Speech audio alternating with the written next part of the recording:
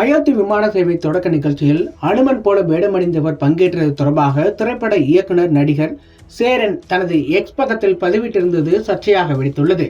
இந்த பதிவுகளை இயக்குனர் சேரன் எக்ஸ் பக்கத்திலிருந்து முழுமையாக நீக்கிவிட்டார். திரைப்படங்களில் பேசப்படாத சமூக சிக்கல்களை பேசுவதால் பேசுபொருளானவர் இயக்குனர் சேரன்.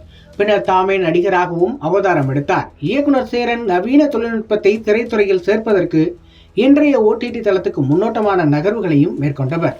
இயக்குனர் சேரன் தனது எக்ஸ் பக்கத்தில் சமீபத்தில் அயோத்தி விமான சேவை தொடக்க நிகழ்ச்சியில் ராமர், சீதை, ஹனுமன் போன்ற வேடமணிந்தவர்கள் பங்கேற்ற செய்தியை பகிர்ந்து அதில் if Hanuman is there why to flight, பறந்தே வந்திருக்கலாமே 3 பேரை தூக்கிட்டு என்று பதிவிட்டிருந்தார். ஹனுமன் எதற்கு பிளைட்டில் போகணும், அவரு 3 பேரையும் தூக்கிவிட்டு பறந்தே வந்திருக்கலாமே என்கிற இயக்குனரின் சேரனின் இந்த ட்வீட் தற்போது சமூக வலைதளங்களில் வைரலாகி வருகிறது.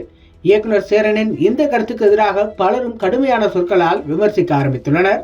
குறிப்பாக இந்துத்துவ ஆதரவாளர்கள் இதனை விமர்சித்து வருகின்றனர்.